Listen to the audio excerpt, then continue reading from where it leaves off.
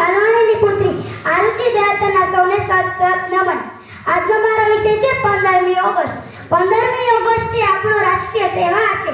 ઈસવીસન 1947 પહેલા આપણા દેશમાં અંગ્રેજોનું શાસન હતું. આપણો દેશ પરતંત્ર હતો.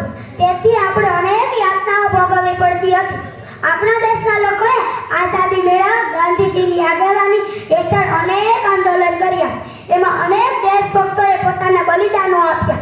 આખરે 15મી ઓગસ્ટ 1947ના દિવસે આપણો દેશ આઝાદ થયો. દેશના લોકોએ આઝાદીનો આનંદ મેળવ્યો. ત્યારથી દર વર્ષે આ દિવસ ખૂબ ધામધૂમથી ઉજવવામાં આવે છે. આ દિવસે સવારે શાળાઓમાં ધ્વજવંદનનો કાર્યક્રમ રાખવામાં આવે છે. ધ્વજ ફરકાવવામાં આવે છે, ગીત ગવાય છે, મીઠાઈ વહેંચવામાં આવે છે, સાંસ્કૃતિક કાર્યક્રમો થાય છે. ઘણી સરકારી અને સાર્વજનિક સંસ્થાઓ પણ ધ્વજવંદનનો કાર્યક્રમ યોજે છે.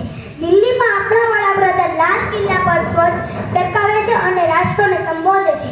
કેટલાક શહેરો અને ગામોમાં પ્રભાત ફેરી કાઢવામાં આવે છે. 15મી ઓગસ્ટનો તહેવાર આપણા માટે સૌથી મોટો તહેવાર છે. અસ્તુ. જય હિન્દ.